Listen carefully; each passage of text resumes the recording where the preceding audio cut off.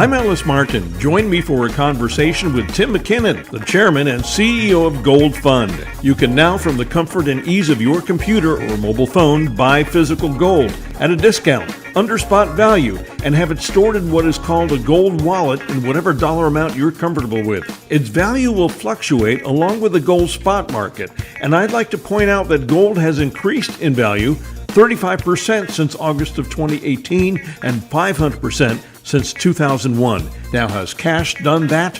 I think not. When you're ready to convert any part of your gold wallet back into fiat cash, do so digitally, easily, and spend it as you do now with any bank card linked to your account or your phone app at point of purchase. Or send a part of your gold wallet to friends or family or anyone to pay for anything. Mr. Mckinnon is also the chairman of the ABN Newswire based in Sydney, Australia, a service that we use to purvey our interview segments globally through news sources such as Yahoo Finance, Bloomberg, Thomson Reuters, and Dow Jones.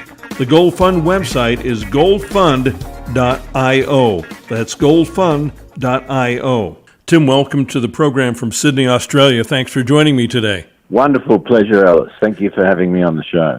No, I'm at the website right now while I'm speaking with you, goldfund.io. And the first question on the website, on the home page, is what is GoldFund, which is exactly my first question to you, sir. GoldFund, it's an interesting genesis, and it's called GoldFund because essentially what we want to do is fund gold mines. How did you get into this? Give us a little bit of your background. How are we where we're at today? Okay, thanks, Ellis. I'll start with a bit of background. I became interested in gold mining about a decade ago, and we identified some deposits in New South Wales, Australia, and we developed that up to about 500,000 ounces in what's called the JORC category, like a 43101. And because we're an unlisted public company, it means we weren't trading on the stock market. We had to find alternative methods for funding the development. And so essentially we were private funding it from our own pocket. And I tried a royalty model and it didn't take on in Australia, even though it's quite popular in North America and particularly Canada. But we didn't get the funding, and so I managed to see Frank Holmes from US Global Investor in London at the Mines and Money show.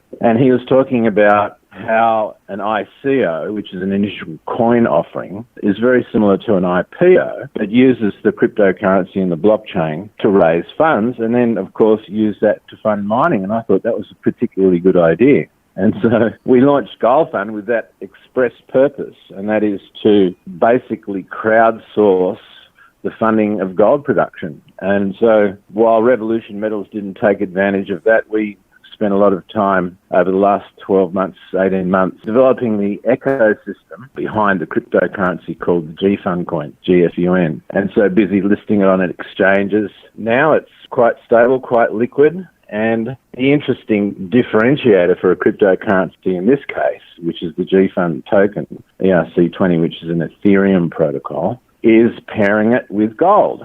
Now, in the cryptocurrency space, a lot of gold-backed cryptocurrencies have appeared, but GFund is not gold-backed. It's paired, which means they're trading as commodities. So that gives it it's a non-security, it's a commodity. So you're not running into trouble with regulatory issues. And so we're marching on from there. We've picked up a new prospect in Queensland, Australia. That's 36 square kilometres. The exploration permit was approved yesterday, and we're very excited about this project. That's a brownfield play in Queensland, isn't it? It was active during World War II, like many gold mines were, and you are more or less going to reactivate it and see what you've got underground with all the modern technology that is available now, because I understand it was quite prolific back then. You would be referring to our New South Wales property there, which was discovered when they were logging in the late 1800s and shut down in the early 1900s, was reactivated in the 1980s. And yes, it's a brownfield play in New South Wales, but our Queensland property only recently discovered by a tree cutter, and he was taking a bulldozer in to cut trees to allow the grass to grow for the cattle. The bulldozer track went down a hole, and he jumped out and had a look at the glittery rocks and rang me up. And so we went up there. I took an XRF, a geologist and a mining engineer, and I tell you, everything we shot with that XRF just lit up with gold. We were getting, 150 parts per million on the XRF samples from rocks on surface. We're very keen to get on the ground there. So this one's greenfield. Now, is that something you're going to keep private, purely funded by the Gold Fund? And would you explain how that works, please? Sure. Well, we're always open to people with capital, that's for sure. And there has been, in the exploration space, a drought of capital over the last few years. Now, with the gold price picking up, of course, there's a lot more interest in this space. But still, I think investors are very wary of exploration plays until they have a considerable amount of great data and there's a pathway to production. Of course, there's always obstacles to production. We're talking environment, we're talking native title, we're talking planning, regulation, and a whole slew of those issues. But we're very well versed in this, so we're stepping over that. Now, where the Gold Fund comes in, it's an ancillary way of raising capital. Now, for our latest endeavour in Queensland, we do have a few people who've already invested directly into the project. And so this is post our release of the Gold Fund. The ecosystem we have, we've got what's called a white paper. Now, a white paper explains how the Gold Fund cryptocurrency token interacts with gold trading. Now, we set up a gold G-Fund exchange where you can exchange gold for G-Fund and vice versa, but you can also exchange G-Fund for other assets like US dollar, Bitcoin, Ethereum, these kind of things. So we set up gold as a transaction mechanism. What our plan is, and this is the exciting part, is that as the gold comes out of the ground from the miners, we then put that onto the exchange for sale or trading at a discount to the market price of gold. Now, if we link that with a cryptocurrency token called G-Fund, then we can actually sell the gold at a discount in exchange for G-Fund. Now, G-Fund cryptocurrency you can purchase on multiple exchanges around the world. So it gives people easy access using cryptocurrency to purchase discount gold. So when you invest in the Gold Fund, and I believe I've got about 20 US in it, perhaps 20 Australian right now, what am I purchasing or what am I trading? Is it cryptocurrency or is it gold or a combination of both? Walk me through that, and I apologize for my ignorance. I'm still new to the whole cryptocurrency dialogue. I've avoided it for years now. It is a whole new world of devices. Now, in the cryptocurrency world, they create these expressions that reflect the physical world. For example, I've got a wallet, and in my wallet I've got money, US dollars. In the cryptocurrency world, you've got a wallet. It's a cryptocurrency wallet, and it contains Bitcoin. One's digital and one's physical. You mentioned that you've got $20 worth of gold. What I did was I sent you a link to a gold wallet, which is a digital wallet, and that allows you to purchase gold that is maintained on the blockchain in your digital gold wallet. Now, that wallet is used to transfer gold in and out of the Gold Fund exchange. We've chosen that wallet. And we've chosen a cryptocurrency wallet that contains the cryptocurrency assets that you can send to the exchange and withdraw from the exchange into your private wallet. So I guess there's a lot of these kind of parallels between the new digital market and cryptocurrencies and the old market of IPOs and raising capital and prospectuses. It's all very similar, but one's digital and one's quite physical. I guess that's probably the best way to look at it in the get-go. But what you have there is $20 in a gold wallet. So you have underlying that $20 investment is $20 worth of gold. And you can send that gold to anyone in the world using your digital gold wallet. Is there volatility in that $20 worth of gold, or let's say it was $200, or is it just sitting there as sort of crypto cash right now? Well, the interesting thing about gold is the price is going up. If you've got gold in your wallet, you just sit there and the price goes up. Now, if gold goes down, your dollar value of the gold goes down. But we're seeing great improvement in the gold price. But some of the advantages, if I was to move an ounce of gold from Sydney, Australia to Malibu, California, I'd have to insure it. I'd have to wrap it up so nobody could detect it was gold on its way and steal it. And it may or may not, most likely would, it would arrive at your doorstep, but at cost. In the digital world, I can transfer the gold to you in seconds. And that's very similar with other cryptocurrency assets. It's very rapid transfer and it's very low cost transfer. And in the country where you're sending it, they can exchange that asset, whether it's a cryptocurrency asset or a gold asset, into cash if they'd like to do that. Or they can maintain it in their own private crypto wallet or gold wallet. And it's quite secure. So in my mind now, it's as safe as gold is, which to me is safer than typical cryptocurrency. And if I want to have gold in my possession, why bother? I'm just going to stick it in my safe anyway. I'm going to drive 20 miles to get that gold, and I'm going to pay 3% or more above spot price. I don't have to do any of that with the GoldFund, do I? No, in fact, the whole reason why we started the GoldFund was to be able to allow people access to gold below market price. Because there's a liquidity driver here. When you're talking about selling gold below spot price, all of a sudden you've got an unending demand for it, because of course people are going to buy it cheaper than the market. And as producers, we can produce it at costs a lot less than the spot price. For example, if you have a surface deposit of gold, your mining costs, all in cash sustaining costs, might be $700 or $800 an ounce. And so there's a fair bit of profit on that. Now, if you decide to put that gold into the GoldFund ecosystem, then there's the opportunity to sell it at a discount to spot. Now, where that's very interesting is that if we were to provide a gateway to access that gold through a cryptocurrency coin, then it's going to drive liquidity and value for that coin, as well as creating demand for the gold. And so people will buy GFund to get the cheap gold. The idea is to accelerate the value of the GFund coin. It's a utility token. It may have other uses in the future. It very much replaces a share.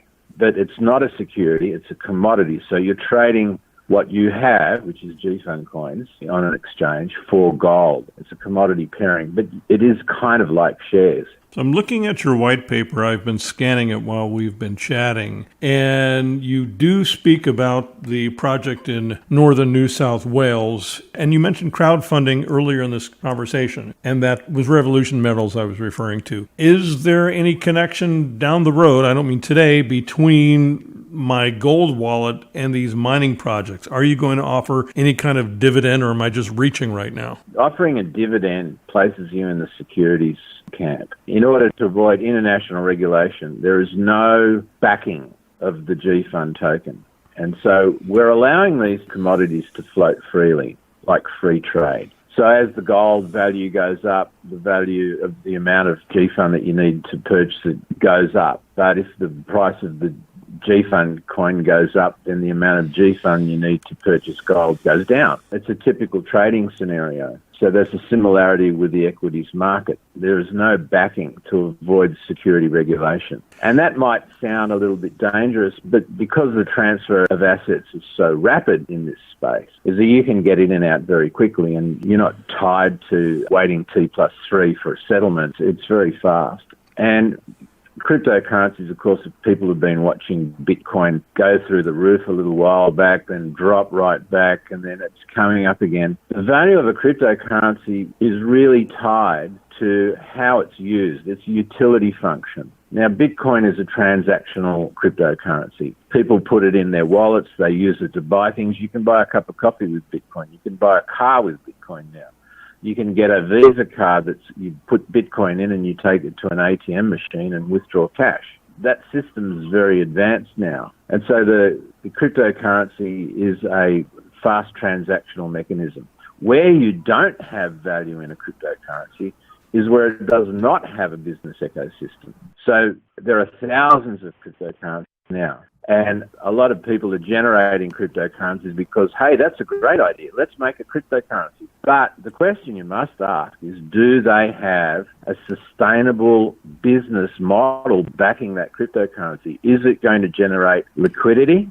Is it used in the business ecosystem? Does it have a function? And how is that function moving forward with the business? And so when you look at the most successful cryptocurrencies, they're involved in a strong business ecosystem. And that's what that white paper on the website outlines. Okay, so how am I using this? And forgive my ignorance again, but I want to get educated, and hopefully our audience will get educated at the same time. How am I using this as a tradable commodity? Am I connecting with other individuals in the system that have their own gold wallets, or am I connecting directly to a Bitcoin ecosystem where I can purchase a car with a dealer that deals in Bitcoin or a private individual that does the same? Walk us through that, Tim, please.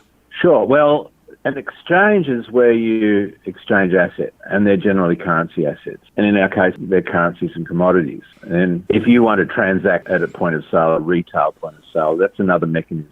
There are a lot of companies that are starting now to use cryptocurrency in their businesses at their retail point of sale. Very common now. The way to buy a car, for example, let's take a cup of coffee, is that you have to have BTC in your own wallet. You can't buy a cup of coffee directly from a cryptocurrency exchange. But you withdraw that BTC into your wallet. It only takes a very short time. Then you're converting to what's called a fiat gateway. Now, fiat currencies is money. So you need to be able to have a gateway for your cryptocurrency assets or your gold asset and get them into fiat currency so you can spend them in a shop. Now, a lot of people have just bypassed the whole thing of using fiat currency altogether, and they'll just take Bitcoin payment, as we do, for different things. We have set up Bitcoin payment, Ethereum payment, Litecoin payment for such things as buying a press release on a press release service, for example. And so it's the gateway to the fiat currency world if you want to spend the money. Now, exchanges are only exchanges. It's where you exchange digital or commodity assets. Then comes the stage of, well, how do I get it out? Well, you need a wallet. Now, in the case that you spoke of before, you've got the gold wallet. Now, that represents gold,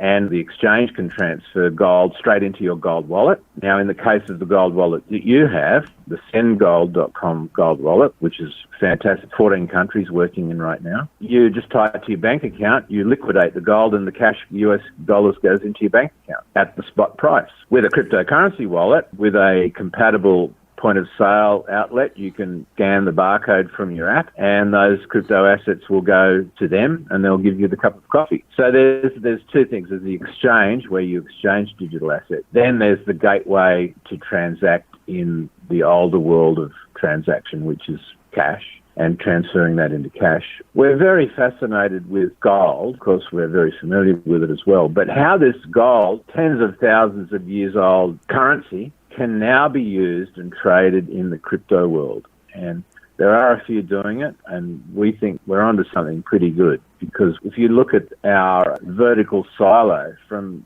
the rocks through to the doré, through to minting our own coins, which we are doing, we're minting pure gold coin, and through to exchange on the exchange, and then from there through to a digital gold wallet that you can download from the App Store and interact with that ecosystem. I think it's marvelous. Which is really easier than dealing with the Bitcoin system as it stands, because your app is easy and all I have to do, like you say, is transfer it to my bank card and use that on my phone to magically buy whatever I need to do anyway, which is how I do business. And I think most people do at this point. As fiat currencies, as it stands, paper currency disappears because it's dirty. Money gets dirty and it has germs on it.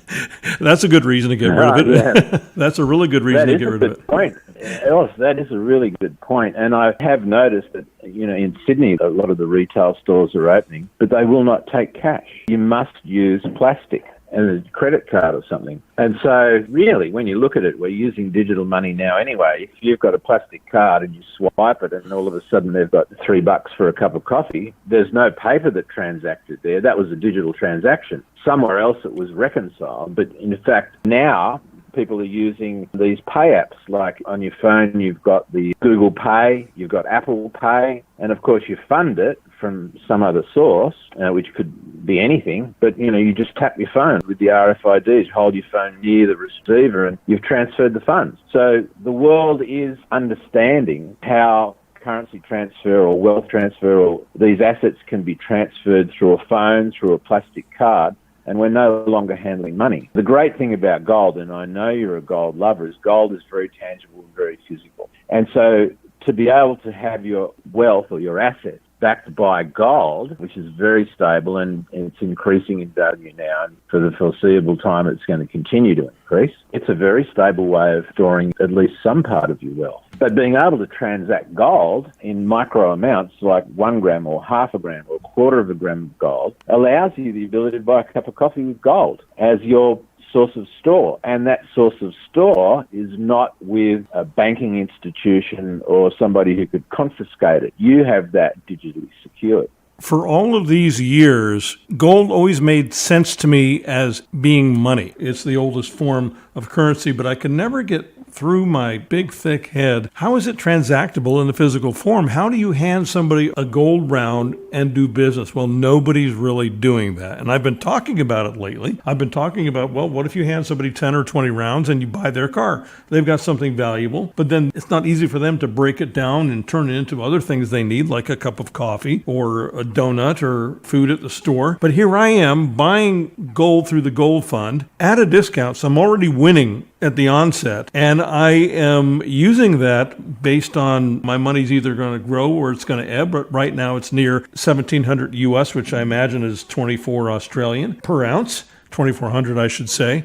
And I am trading in something that is really growing in value as opposed to cash, which has devalued at least 1,000% in the last, I'm going to just pick a figure, 20 or 30 years. Yeah. And, gold, you're not charged interest. If you hold the gold in a gold vault somewhere, sure, you're going to get charged interest. But if you hold it digitally, it is stored somewhere, but it's appreciating. It's not depreciating like fiat currency is. And I noticed I've got a plastic 10X card that I got in Singapore. Now that's a BTC card. So it's a Visa card and you transfer Bitcoin into it and it makes it instantly usable. Like the value of one Bitcoin is 10,000 US dollars, roughly at the moment. Now, if you were to print a $10,000 coin, it's difficult to spend it, as you point out. You're not going to chip a piece off the edge of it. And the other thing is, the person receiving that piece of gold, it's got to verify that it's 99.99% pure gold. And so that's a bit of a challenge, unless you've got an XRF analyzer in your back pocket.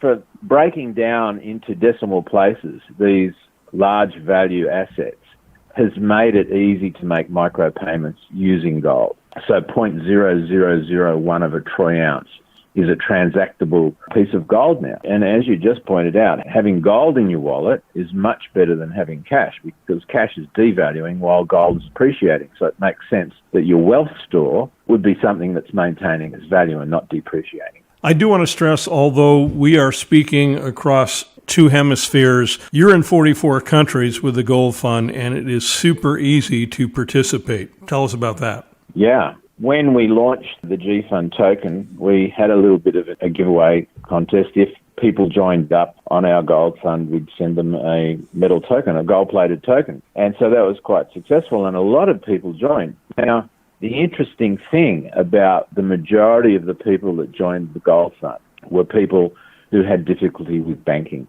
And primarily this is in Southeast Asia and the African continent. And what we saw is that at a statistical level, Indonesia has somewhere in the order of 200 million people. The percentage of those people who have credit cards is 4%.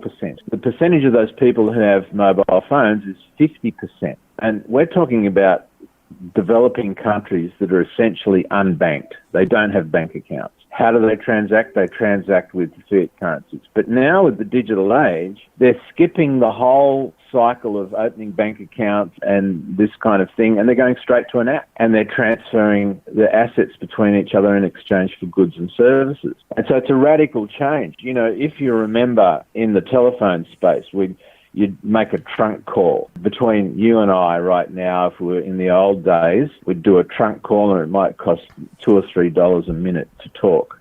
Now on the internet, it's almost free. And so the telcos adopted the transfer of voice communications by IP, which is voice over IP, and reduced their costs significantly. And for a time, they're still charging people the cost of a trunk call through a submarine cable. Now it's satellite. And it's very much in the same vein. Now we have these mechanisms where it's very cheap to transfer tangible, physical and digital assets instantly over the internet using these applications. And so it's very much a transition similar to the telephony of going from trunk calling to voice over IP, is transacting cryptocurrency assets and riding on the infrastructure of Visa cards and ATMs, and it's all tying in together now very quickly. And so looking at being able to have another asset class rather than having Bitcoin or Ethereum as an asset class in your digital wallet, we're offering people the opportunity to have gold as an asset in your wallet. Do you think this sort of system ultimately can completely bypass the banking system, not just for people in Indonesia and the developing world, but first world countries such as the United States, Canada, Australia, England? Can we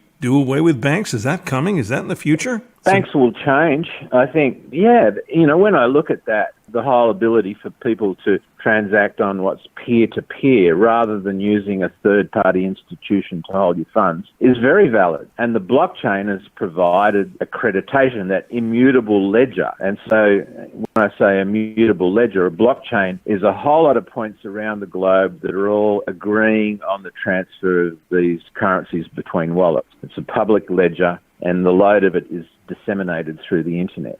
And so rather than using a third-party institution, which would be a bank, if I wanted to send money to you, I'd have to go to the bank and they'd have to take it out of my bank account and send it to you. Now, the digital revolution is I send it directly to you. And so will it replace banking? Most likely will. That would depend on the uptake and the understanding people have of what currency is, how it's backed, how it's moved, and what value it is to them to have that kind of feature in their back pocket. I think you're right. I think the chances that it'll overtake traditional banking is very strong. You can see from the illustration I gave with the third world countries, they're not even bothering with the banks because to open a bank account takes time.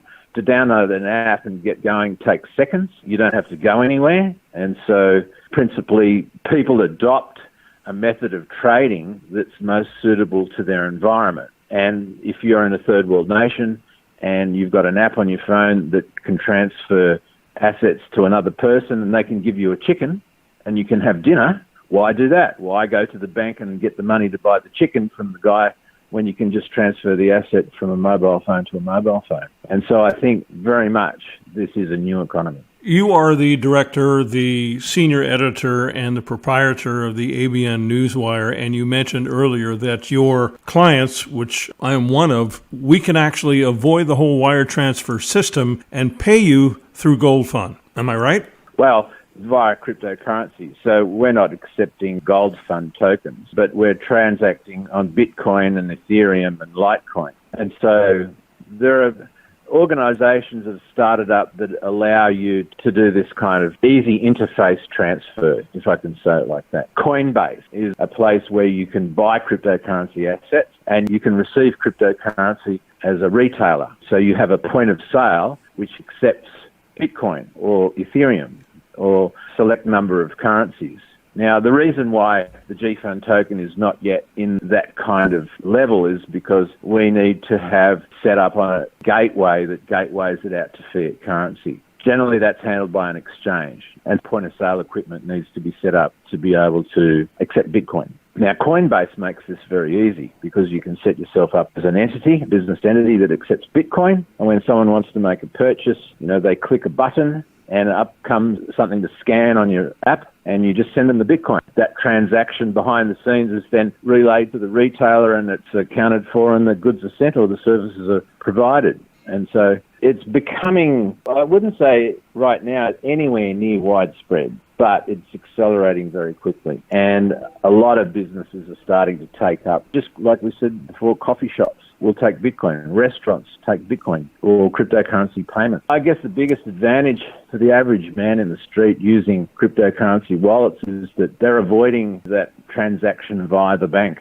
and they're mobile. They don't have to carry the currency as long as they've got a phone with an app on it. They don't have to go to the ATM to withdraw cash. They don't have to use their credit card and pay 3.9% to Visa, etc. I imagine at some point then ATMs will become obsolete, at least the ATMs that dispense cash. Now, you have an actual gold dispensing kiosk in Sydney. You have one machine that you've built yourself. Let's talk about that because I think it's fascinating. The gold kiosk. Well, we started off building a machine that would stand alone and be able to vend cryptocurrency, so you could walk up to it. It was more of an educational exercise because people need to understand there's a physical interaction with this. You need to come across the kiosk and go, what's this? That begins your adventure in the cryptocurrency world. So we built a kiosk with a screen on it that allowed people to buy cryptocurrency. Then I thought, well, let's convert it into a vending machine so we can actually vend the gold. So we got the equipment and we turned it into a gold vending machine as well as a cryptocurrency vending machine. And we took it along to a couple of shows and we sold quite a bit of gold out of it, nicely packaged. It's probably not something that we'll do large scale, although that would depend on demand. We built it as an education piece for people to interact via the kiosk. rather than via their mobile phone. And of course, you can still have that gold stored in your digital currency or your gold wallet just as much as you can get it delivered physically. But GoldFund also delivers physical gold. And so one of the education pieces with the kiosk is, we've got late-stage exploration, early-stage mining projects. We're producing gold at a discount. You can buy that from us. And so we're selling the gold on the GoldFund website. We have our own 1/20th ounce gold coin, 99.99% in tamper-proof packaging that we're selling. And that's from Australian gold. It's come out of Australian soil. How easy is it for our listeners right now to become part of the Gold Fund, the G Fund, and have their own wallet? It's as simple as just a general sign-up. And on an exchange, you would provide your contact details, and then you would confirm that. We do have a degree of security on it, so there is an extra step there. We use what's called KYC, which is Know Your Client, and anti-money laundering compliance. But essentially, you'll sign up, it'll send you to your phone and your email address. You'll sign up and then you'll have access to the system and you'll be able to instantly trade. You can put fiat cash in, fiat money in, and you can purchase assets and you can trade those assets and then you can transfer the assets out or the fiat currency out. It's quite simple. And I advise anyone who